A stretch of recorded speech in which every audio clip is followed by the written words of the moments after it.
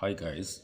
Uh, in the previous lecture, we have derived uh, three different expressions for energy stored in a capacitor. The energy was stored between the electric field existing between the two parallel plates of a capacitor, where the first expression, energy U is equal to half Q square by C. In the second expression was U is equal to half CV square, and the third expression was U is equal to half QV, where Q is equal to charge on each plate, of course one being positive, the second being negative. C was equal to the capacitance of the capacitor, a constant, because C was equal to epsilon naught A by D, where A was the area of the plate being constant, D the distance between the plates being constant, and V was the potential difference applied across the plates. Now the question is, if you have two or more capacitors in series, to find out the total energy, do you have to add the energies or subtract the energies or do some other kind of mathematical operations? Similarly, the second question is, if you have two or more capacitors in parallel, to find out the total energy, do you have to add the energies or do you have to subtract the energies one from the other, or add two of them and subtract from the other? So the first question is, if the capacitors are in series combination, then what should you do? Now the question is, which expression to use out of these three? Now, since in series combination of a capacitor, which is like this, uh, like this, the Q all throughout the three capacitors remain same. So Q is constant.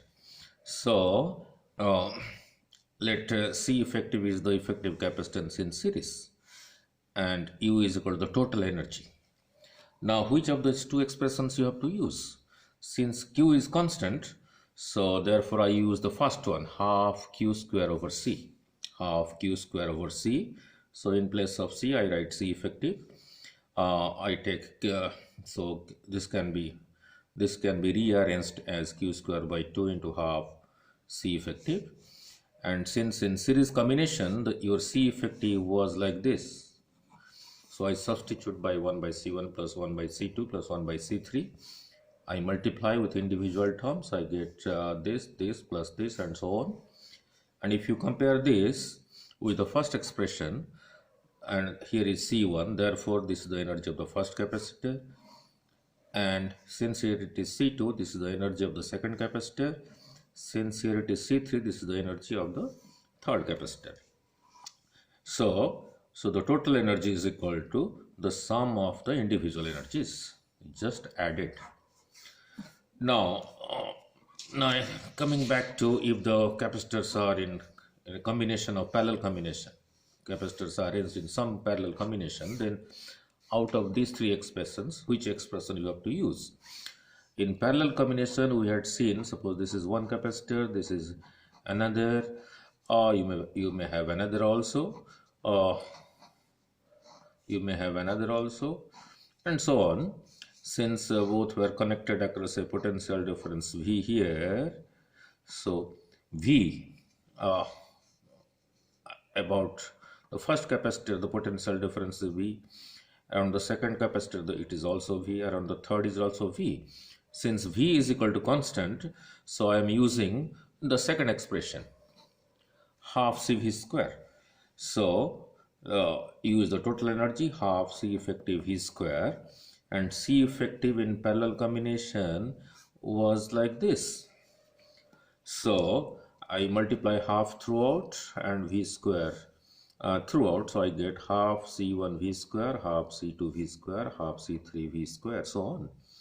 And if you compare this with this, since there is the term C1, therefore this is the energy of the first one. Since there is C2, this is the energy of the second one. Since there is C3, this is the energy of the third one. So your total energy U is equal to sum of the individual energies U1, U2, U3. that is, whether the capacitors are in series or in parallel, the total energy is the sum of the energies.